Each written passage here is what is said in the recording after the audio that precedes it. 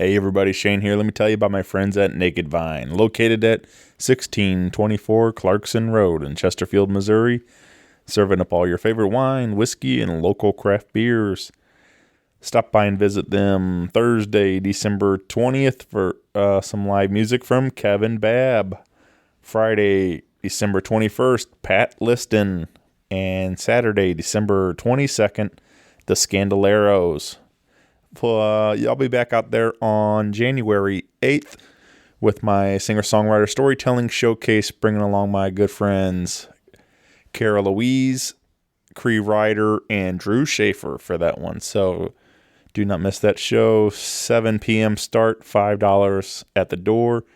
Full listing of events and everything happening at Naked Vine can be found at nakedvine.net. Be sure to follow along with them on Facebook, Twitter, and Instagram. Thanks, everybody. Enjoy the show. A podcast is kind of like it's like a radio show that's not on the radio. It's on the internet. Does that make sense? Uh-huh. Yeah. That's also like my mom. It makes it sound more confusing, doesn't it? It sounds like this. This is Karen Choi, and you're listening to Rock Paper Podcast. Rock Paper Podcast. Rock Paper Podcast. Rock Paper Podcast, y'all. Hey everybody, Shane Presley here, Rock Paper Podcast, coming to you from St. Louis, Missouri. Hanging out today at the Pocket with Karen Choi. Welcome to the show. Thanks for having me on. Yeah, this is cool. I'm glad to be here. I'm glad to be hanging with you and getting to talk. This is our first time getting to meet and That's stuff. Right, we kind of, a lot of these have been happening this way. We've been friendly online for a little while, and I've been following some of your stuff, and we finally get the chance to meet up and get to talk and get to know more about each other. So thanks again for taking some time to do this. Yeah, it's my pleasure. So you were telling me a little bit off mic, but I guess you said you grew up in the St. Louis area and then you left for a while. Well, I actually grew up in Nebraska. Oh, Nebraska. Yeah, so I was born and raised in Nebraska, and then came to St. Louis for grad school, like after I was done with college, and I was here for about 5 years for grad school, and then moved back to Nebraska for a time. And then in the last year and a half, my husband and my family, our three boys and I, we came back this way. Very cool. Yeah.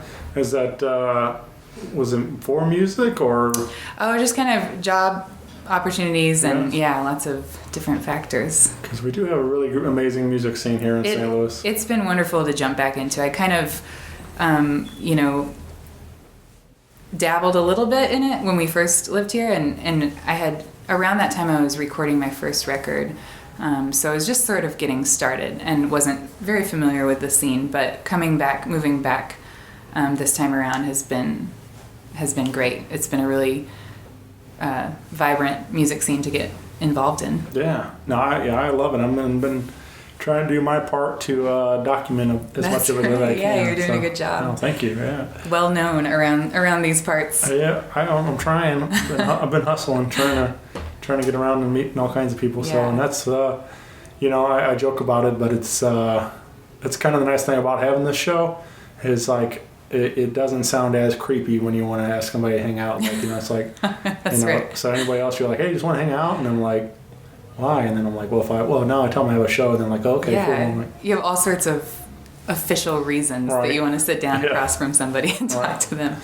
So you said you've been here back in St. Louis like a year and a half. Yeah, a year and a half or so. And we, I guess so. When do you like discover music? I mean, is that like something like do you have a musical family or somebody else kind of helping you along the way when you got started? Well, my dad, he is a music lover, and then also he is a bluegrass musician.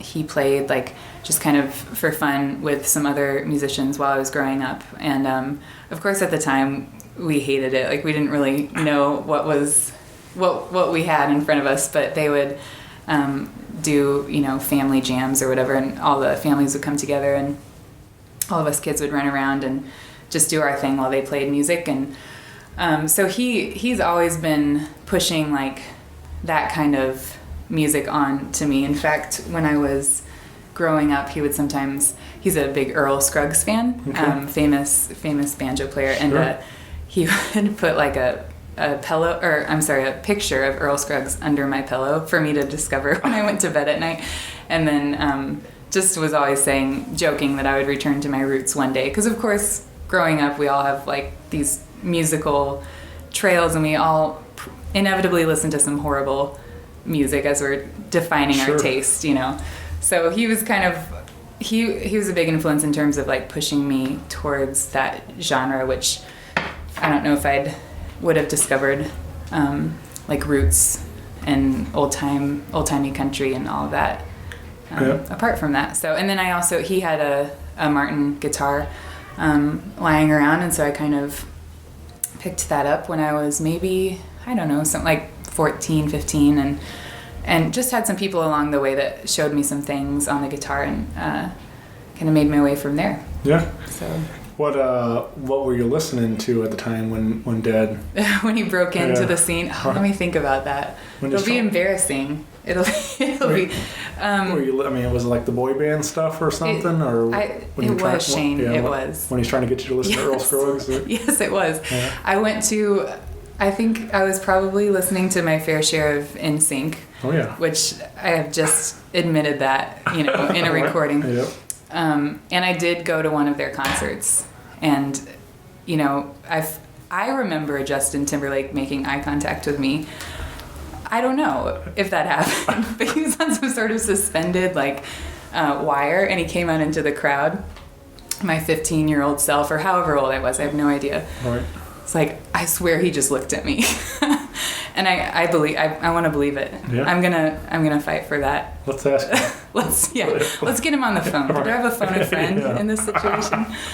Yeah. So really bad music, listening, and sorry, NSYNC. I mean, you know what I'm saying. Sure. Yeah. I think it's a lot of just that time period in your life. I mean, that was definitely what was popular and things, and I think we all kind of go through those phases where. But yeah, it's like as you mature and you start discovering there's more content to it than just cute guys dancing around. That's and right. stuff, so. Making eye contact with you on suspended wires, from an arena. Yeah. I agree. You kind of have to. That's what's most readily available and accessible. So you just automatically listen to that kind of stuff, and then over time, your tastes focus up a bit. Yeah, I was pretty fortunate. I've discussed it a lot on here, but my parents were big on Southern rock and blues and stuff. So I grew up on a lot of Allman Brothers and ZZ Top, and Dad also liked a lot of classic country. Yeah. So I remember hearing like Conway Twitty and that kind of stuff. I remember Dad bought like a Conway box set that had like 4 CDs, I guess, or whatever, and it was like he played that a lot, and Mom was more into blues, and so I remember a lot of like Clapton and that kind of stuff. So some good stuff around you. So. Well, but let me ask you: do you have like an embarrassing, somebody that you really loved that now you're kind of, because I've admitted it, and so I feel like it's only fair. I've definitely talked about. I love a lot of that '90s pop. Yeah. I'll sing every word to some Ace of Base. Oh yeah. Don't turn around. Yeah. Oh yeah. Come on.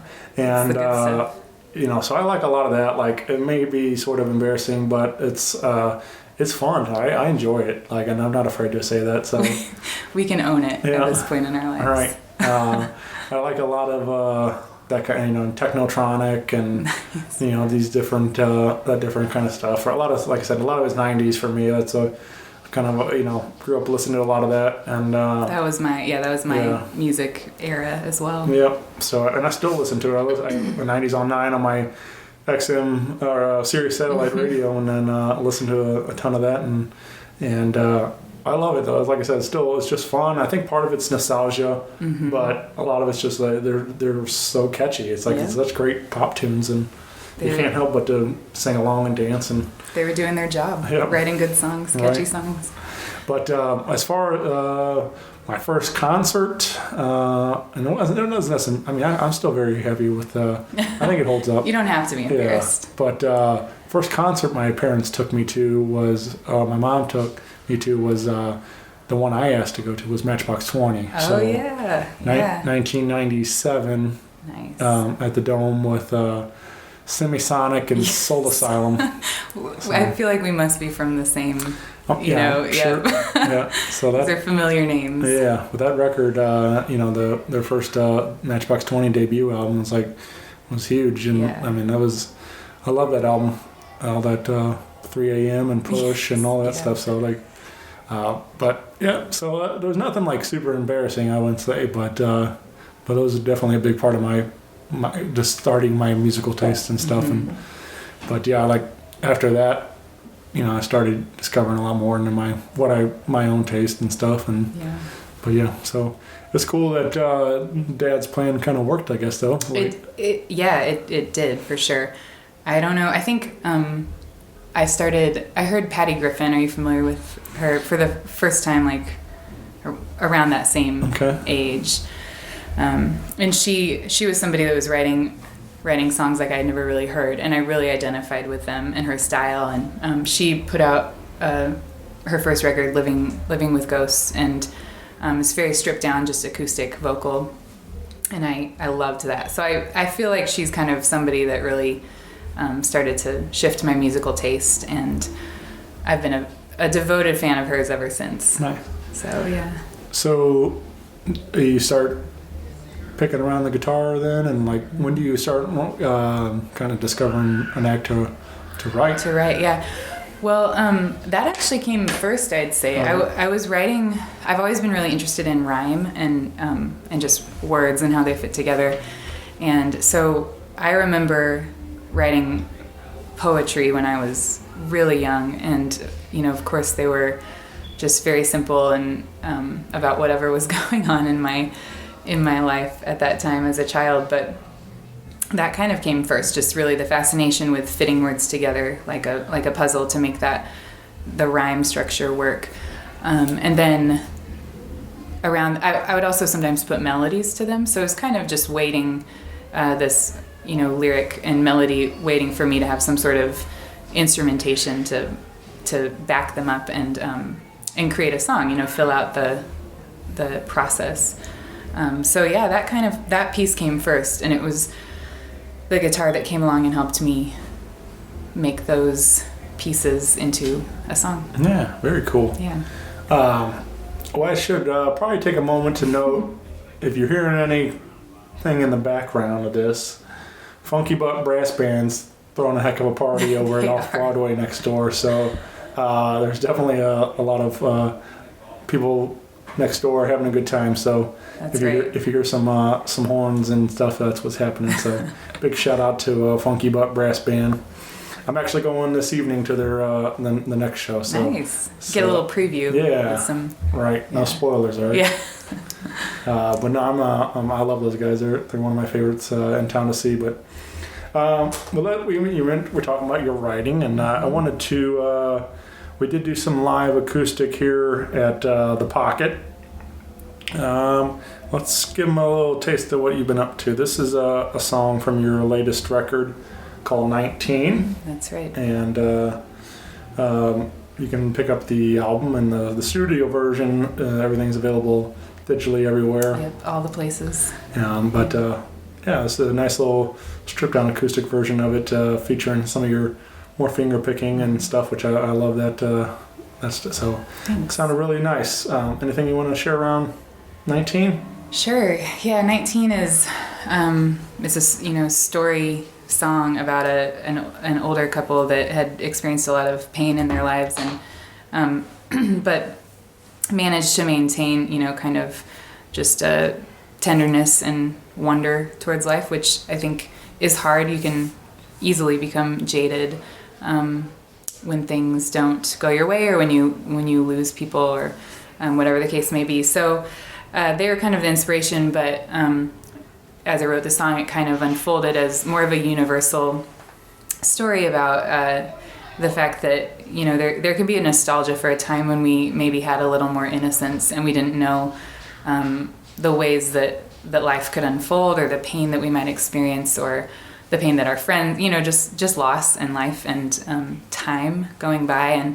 And so the idea, 19 became the refrain because, it's the last age before you start your decades of your 20s and 30s and so on. And sometimes, there's just that nostalgia that pulls you back towards wishing for maybe a time that was a little more simple. But at the same time, I hope that it's not completely a sad song and has some hope for what it means to still engage life in a hopeful way. Yeah.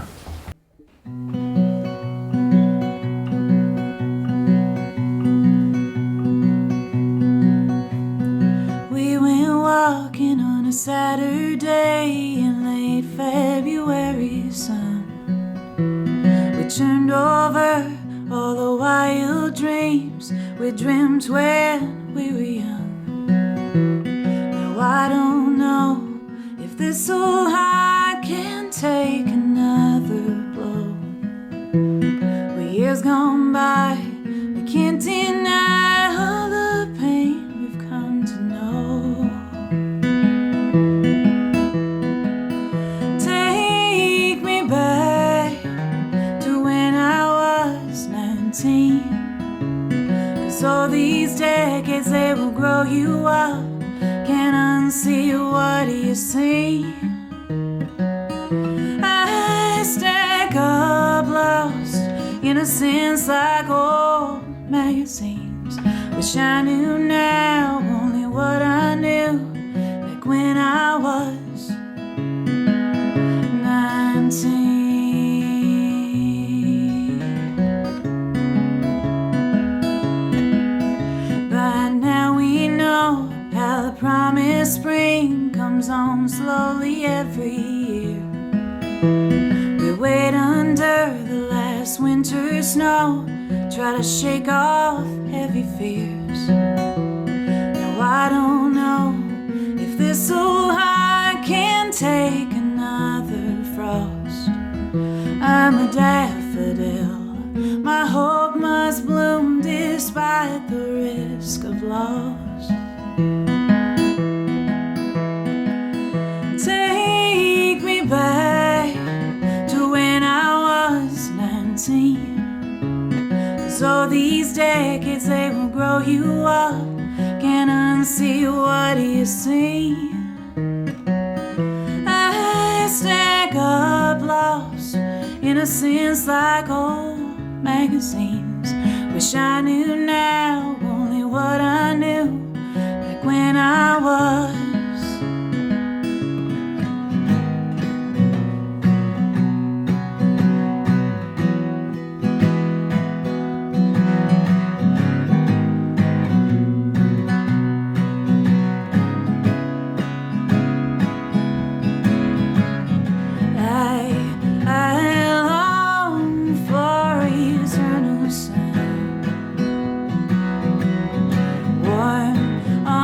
Shoulders dry my eyes. I long for eternal sun. Make all this sadness come undone. Come undone. Take me back to when I was 19. 'Cause all these decades, they will grow you up. Can't unsee what you see. I stack up lost innocence like old magazines. Wish I knew now only what I knew back when I was. I wish I knew now only what I knew. I wish I knew now only what I knew. I wish I knew now only what I knew back when I was 19.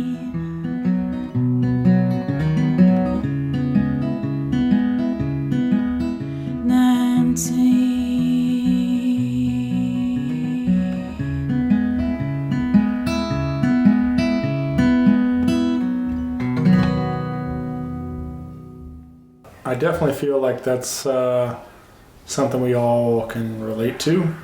I mean, I'm sure we've all said something similar at some point. You know, like if we could know now what I knew then, but or vice No, versa. well, it's funny you bring that up because there's that song, I wish... Oh, that, the Faces. What I knew now when I was younger.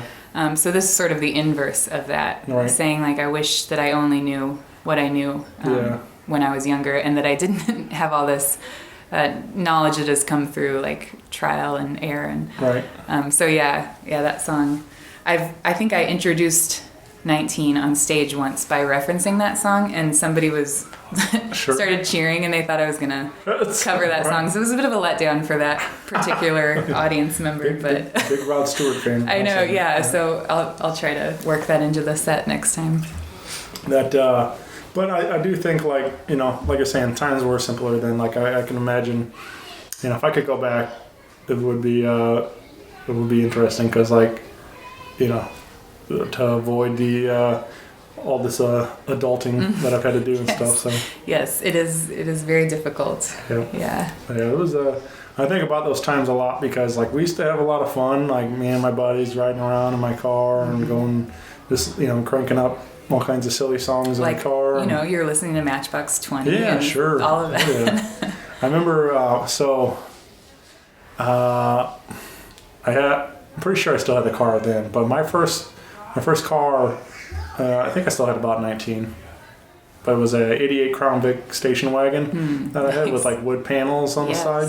Styling. Oh yeah, and in the back I had like these two 12-inch subs, and I used to roll that back window down, and then like I'd crank up some tunes. And I remember one in particular played a whole lot was this group, the Gourds, covered Gin and Juice from Snoop Dogg. Oh, nice. And it's like a bluegrass version, like real fast. And so that's what you cranked up in your wood panel. Yeah, just big station wagon bouncing down the road. And it seems like the definition of cool. Oh yeah, basically, I mean, is what I'm getting. If you looked up a picture of cool, that's you would see that. I'm just pulling that up on my phone right now.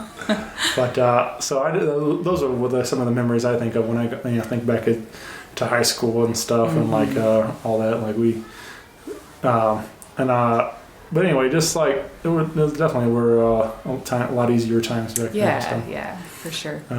But now we got to worry about getting the rent paid and everything like that. Working our 40 hours a week and all that stuff. And yes. But anyway, again, that's all available. You can check it out on. Can you buy physical copies through the website? Or? Yeah, physical copies through Bandcamp, I believe, and then but everywhere else digitally, and I think Amazon physical copies as well. Yeah, check that out. Yeah. And but we do have a big show. That's why we're hanging out today. We do have a big one we want to plug and tell you all about. December 22nd, you can come over to Old Rock House on Saturday night and see Karen, along with some of my St. Louis favorites, Emily Wallace. She's incredible. She is. Yes, I'm a fan. Yeah, big fan here. And Elliott Pearson in the Passing Lane. Is that right? Is Elliott playing with the full band, or is he? I'm not entirely sure about that. He might just be playing solo, but we know at least he will be there. Yeah, at least Elliott. And Mammoth Piano and Christian Smith, who I'm not aware of. So yeah, and then I think one more that might be added in. Okay. Last minute. But this is gonna be a fun night. It's all put together by Gaslight, right? That's right. Yeah, Gaslight is hosting, sponsoring, and it's Christmas songs. So we're all doing interpretations of Christmas songs that were done. We're kind of each picking a certain artist, and so I'm doing She and Him, and Ward and Zoe Deschanel. Yes, thank you. And so I have Tom Blood playing guitar with me, and then we're just gonna each group will kind of do their specific interpretations of these classic Christmas tunes. So we're hoping it's just gonna be a fun, like, sing along. Sing along if you know it, and a few days before Christmas, get everyone ready. Is She and Him I mean, are you a big fan? Is that Well, yeah, I am. But we did, for this show, I wouldn't say I'm like a huge fan, other than this show we try to focus on like certain Christmas albums that have done really well and draw from those. So I'm definitely a fan of their Christmas record. And then M Ward, I mean, not to like, say anything bad about them as a duo, because I love them as a duo, but I came into M Ward's music much sooner, so I love his stuff. And but yeah, together love their music. And then we kind of had this body of like Christmas albums that have gained a lot of attention over the last few years or however long. And so I know Emily's playing, like, she's doing Mariah Carey versions of Christmas songs, and it's gonna be fun. Yeah, it'll be fun. Yeah, that I also think of Zoe from Elf. That's too. right. Like she did some singing in there. She even did, too, so. Yeah. So do my best to channel that. Right. So tickets are $10 and available right now at oldrockhouse.com. You can head over there and purchase a ticket and come on out on December 22nd and see Karen live with Tom Blood. You said you guys just met. We did. We had kind of a whatever blind date duo performance. Right. Because the guy, my lead guitarist Nick Dahlquist is out of town for the holidays, and so I was looking for someone to jump in there with me, and Tom. I got Tom's name, and so we just met like a few hours ago over at Gaslight, and he was phenomenal. So he's gonna play the electric and do maybe a little bit of vocal work, and we're just gonna have a good time. Yeah. But yeah, it's always fun to just jump into a room with a musician and meet for the first time and figure out how you work together and make some music. Well, it's cool too because I think Tom's more known as a drummer. Yeah, he was saying that. He was saying maybe like 4 bands currently, or I don't know how many, but a lot of projects as a drummer. These guys play in several bands. Yeah, so it'll be good to have him up there in that capacity. I think the first time I did see him play guitar for, I think they were doing, what was it, for Undercover Weekend, they did like a, I'm blanking on the band's name. Anyway, they were doing a tribute set thing, and he played guitar on that because he was a big fan of that band, and I'm blanking on their name right now. But anyway, so that was the first time I learned that he also played guitar too. Yeah, one of those people. Yeah. Oh yeah. A lot of these guys are. I mean, that's kind of what's fun too. It's also kind of fun to just discover that you know them in one sense, and then you realize they have a total another side of what they do also. Yeah, for sure. But so again, come on out. It's gonna be a fun night. Sing along to a bunch of your favorite Christmas songs, and I wanted to share another one, and this was my particular favorite off of your new album. It was immediately caught my attention. It was just very fun. And they kind of talking about how your dad at Earl Scruggs and stuff. This one definitely feels a little more that old timey feel to it. This song's called "In the Morning," and it was very very different than the rest of the record. I felt too like it was, and I love the way that it builds. Like it starts with just your vocals, and then that bass drum comes in and stuff, and then the clapping, and so it's like it was just fun the way it was like kind of layered like that. And you want to say anything else about? Sure. Yeah. In the Morning, it was really atypical for that record. I actually wrote that song. I had my 3rd son when I was like sleep deprived. Right after he was born, I was driving somewhere and I had the idea for that song, and I just captured it on a little voice memo like I do so many of my songs. But I love it because you can hear him in the background. It's like very true to life. I just am writing wherever I can, and so that song is it's really just about the morning time and it being difficult at times to get up and get going, and so I took that to my producer in Minneapolis, which is where I did this last record, and we talked about just trying to do that one live with the band, and he contributed on like co-write. He helped, was filling out the song with me, and this is Matt Patrick up in Minneapolis. But anyway, yeah, we got in the room. I was recording the vocal, and the guys were out there with kind of like a bunch of random percussion instruments. I think one of them was like a water bottle jug, like you would put in a water cooler, but filled with caps, plastic caps, and they put a kick pedal up against that. And so it just had this really rattly sound, and all sorts of things we found around the studio just to make all the unique percussive sounds you hear on that song. And so we had a good time with it, and it was really fun. It makes me want to write more songs, put down my guitar, because that song I wrote entirely apart from my acoustic guitar, which I rely on a lot for writing. So Rooster's gonna crow, rooster's gonna crow, rooster's gonna crow in the morning. Rooster's gonna crow, rooster's gonna crow, rooster's gonna crow in the morning. Sun is gonna rise, sun is gonna rise, sun is gonna rise in the morning. Sun is gonna rise, sun is gonna rise, sun is gonna rise in the morning.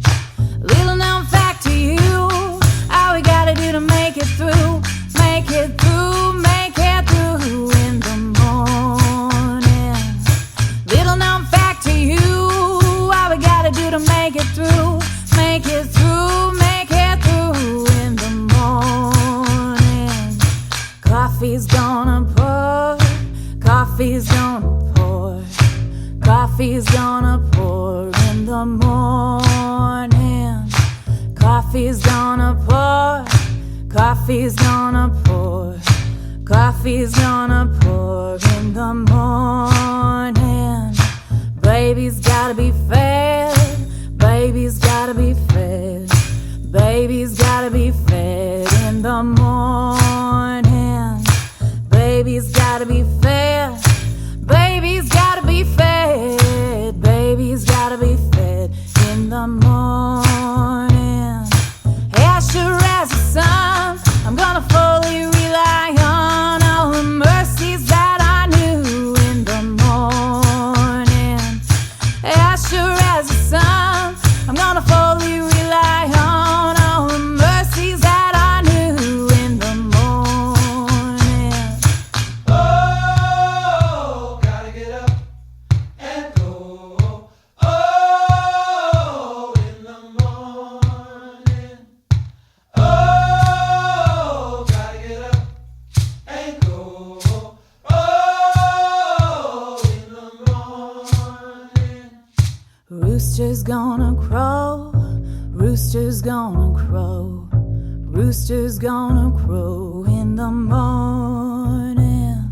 Sun is gonna rise, sun is gonna rise, sun is gonna rise in the morning. Coffee's gonna pour, coffee's gonna pour, coffee's gonna pour in the morning. Baby's gotta be fed, baby's gotta be fed, baby's gotta be fed in the morning.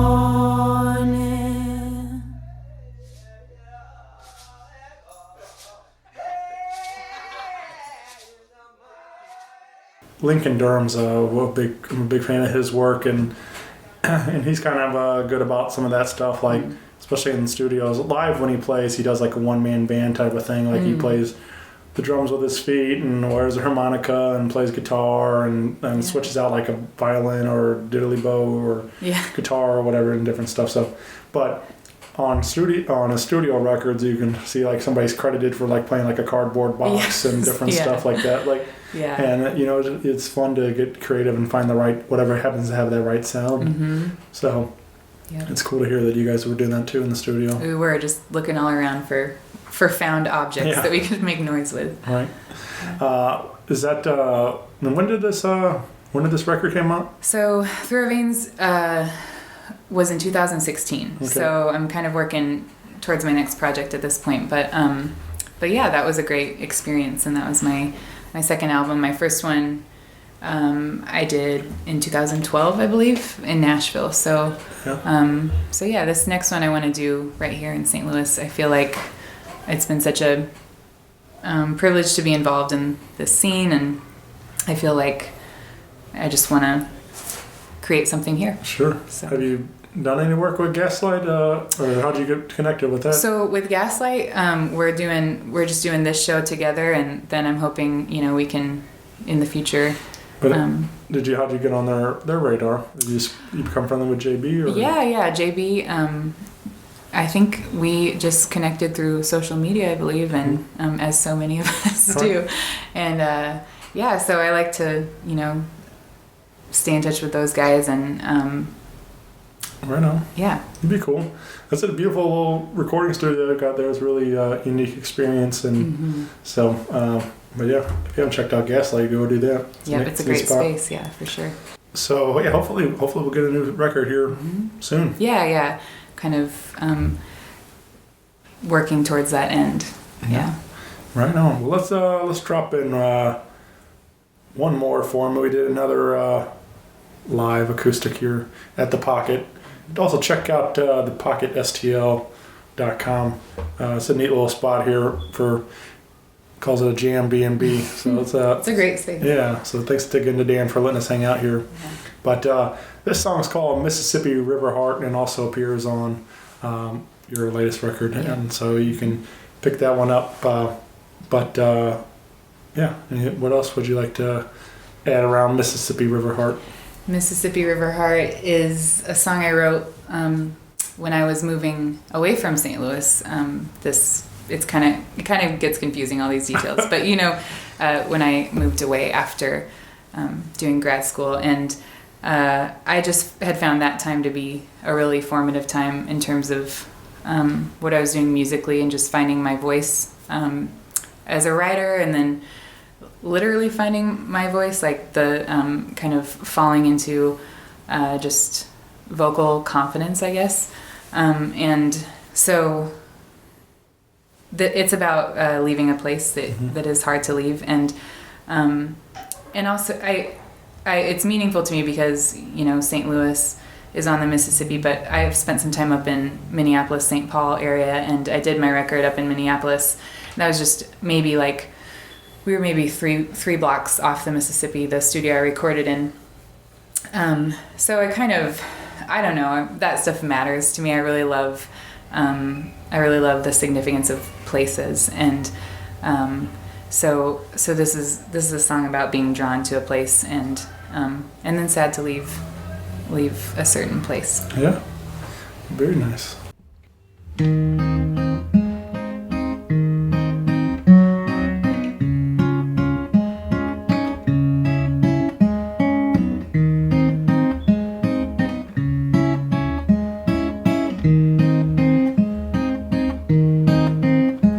This night, this month, this year have left me tired, used up all my tears. I'm half expecting gray hairs every time I look in the mirror.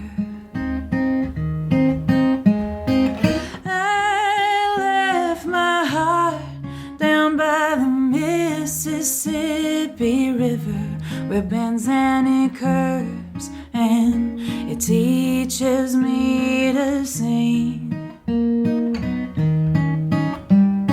and hold the world together with the strum of my guitar and a song plucked from the howling wind. This road has brought me home, it don't feel like a home to me. You live, you change, you grow.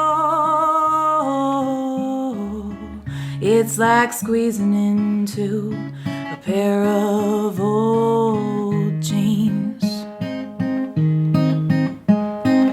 I left my heart down by the Mississippi River, where it bends and it curves and it teaches me to sing. And hold the world together with the strum of my guitar and a song plucked from the howling wind. Oh, my heart lags behind my feet. Take my body anywhere, just wait for the rest of me.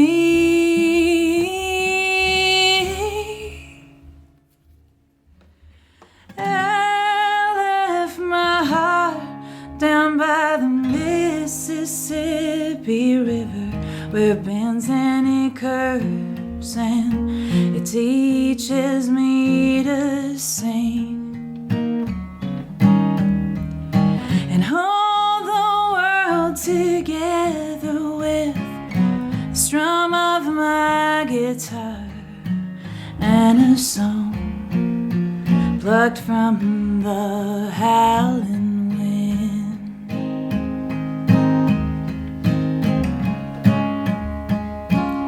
Ooh.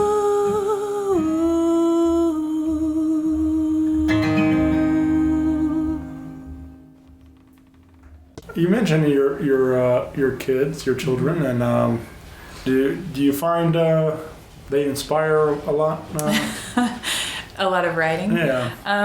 Yes, I laugh just because, of course they do, but it's also that I try to find time to write within the pockets of life. It's very busy with 3 boys, but yeah, I really draw inspiration from all over the place, whether it's my kids, my family, or I'm really drawn to other people's stories. So if I hear a story that somebody has shared with me, it's not uncommon for me to, pretty quickly write a song about it, because I've always found myself identifying just like with a good story. And it's not like I'm trying to rip off their story to get a good song, but I truly resonate with parts of people's lives, and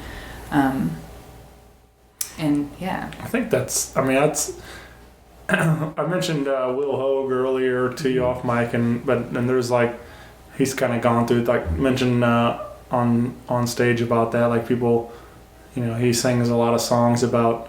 Well, he talks a lot about his personal life with his family and his kids, and then but then he'll just sing a song about, cheating or whatever and stuff, right. And people are like, "You did that." He's like, "Not all these are true stories." He's Yeah. like, "But I'd be able to tell that story, whether it happened to somebody else or whatever it is." But he's just relaying that story and stuff. So I think that's what's neat about a songwriter, is able to convey that message and story. I fully agree, because I think it was Josh Ritter. I was reading an article or an interview that he did, and somebody was asking about a song he wrote and like the meaning behind it. And this must have been, now that I'm saying this out loud, it must have been a video interview, because I remember him smiling and saying, "Don't worry so much about that. Just get caught up in the story." Mm-hmm. And I've really,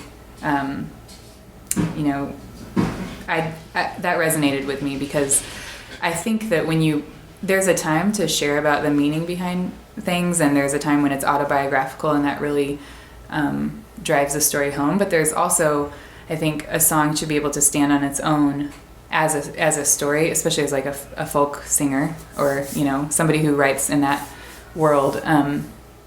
You can both find significance in just what you're hearing from the song, as well as finding out what's behind it, you know. And so I think if it becomes about like prying into personal details, that's where you sort of get away from what a songwriter's trying to do. Like they're just trying to tell a good story. And I think for me that it's kind of always a cocktail of like, maybe this part started out as something autobiographical, but then this line popped into my head and I took that turn. Sure. And then, you know, I used my imagination and I added this. And so it's really, it's I should say it's rarely as straightforward as maybe some people think it is. Like every song is about your life. But I do feel like that's probably a compliment to that they believe you so much that they think that these are true stories. You know? Yeah, that's a good point. So in a sense, I feel like you're doing your job if they believe that these are all biographical. You know? Yep. You're conveying something real. Right. Mm-hmm. Are your kids, your boys, taking interest in music yet, or they are playing violin? Yeah. So they're starting there, and but I think I have my middle son who is about to turn 9. He catches on really, really well to lyrics and meaning. Like if a song is really powerful or maybe a really sad song, he just can't do it at this point. Like he's really in tune, I should say, to the meaning of songs, and so he'll say like, oh, I don't like that song because, you know, I think he feels it like inside. So yeah, they're kind of all have their own interests, and right now we're starting in that classic violin stage. Yeah, very cool. But that could be fun though. Like you know, maybe when they get a couple years older and start getting to jam with them and have a family band thing or something. That's right. Force them to like all play a different instrument. Whether they want to.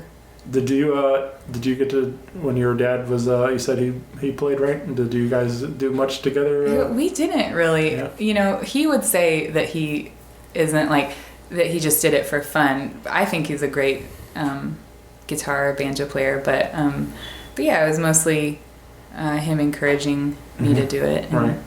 Yeah. I see it today. Like my buddy Phil Wright plays harmonica, and his son Jack's been playing a lot more guitar and writing his own songs and things. And but they've been getting to share the stage together a little bit, the two of them, and I don't know, just seeing them and seeing the smile on Phil's face, and like, you know, I just could tell how proud he is that his son's, you know, doing it too, and getting to have that moment to share that with him and stuff. Right. So it's probably a really unique experience. Yeah, but yeah, I'm happy for him and stuff. But I you know, I think that's got to be a really cool feeling, getting to play music with your kids like that and stuff. So yeah.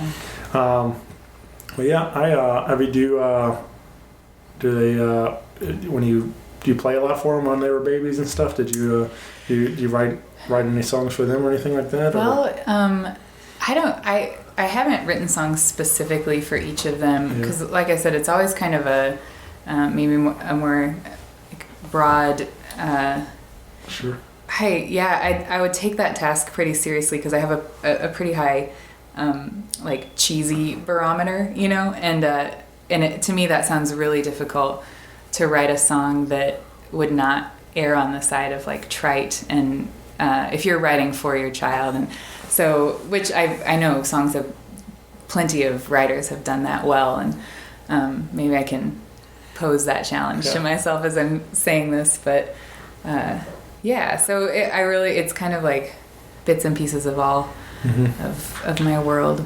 I do find there's like I think it kind of started more as a goof, some of the ideas, but I think it's fun to see, like I can recall like Jim Brewer put out a thing where he was doing all these vocal impressions of like Ozzy Osbourne and AC/DC doing the Hokey Pokey, Ozzy Osbourne doing like London Bridges and like all these like, you know, nursery rhyme kind of things. Yeah. And one, I think he did like Metallica doing Bingo or something like that. Well, and it was funny, and he nailed it like perfectly doing these impressions. But I think like some of that stuff's like for real now. Like they like some of these bands have actually went and cut nursery rhyme type of stuff because they have so many kids, and the kids want to hear their music, but not some of their not for all audiences. Right, professional music isn't necessarily suitable for children, right. but so I was just wondering. I think that's an interesting idea. Like not that I think your music's suitable, but I think some of the nursery rhyme stuff's kind of funny to have people have that out there and stuff too. Well, and I have a number of friends or just musicians I know through other friends that have created original music for children that's really good, because a lot of it, like, man, I just don't really let my kids listen to that like children's music, because a lot of it's so horribly mind-numbing that you just can't handle it.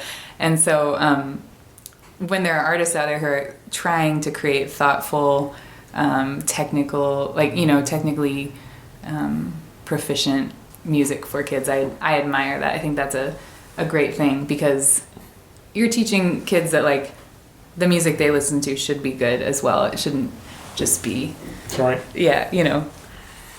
Hard to listen to stuff. Yeah, they listen a lot. They play a lot of that like kids bop stuff around the school, and I'm like, I can't do that. Can't do it. Yeah.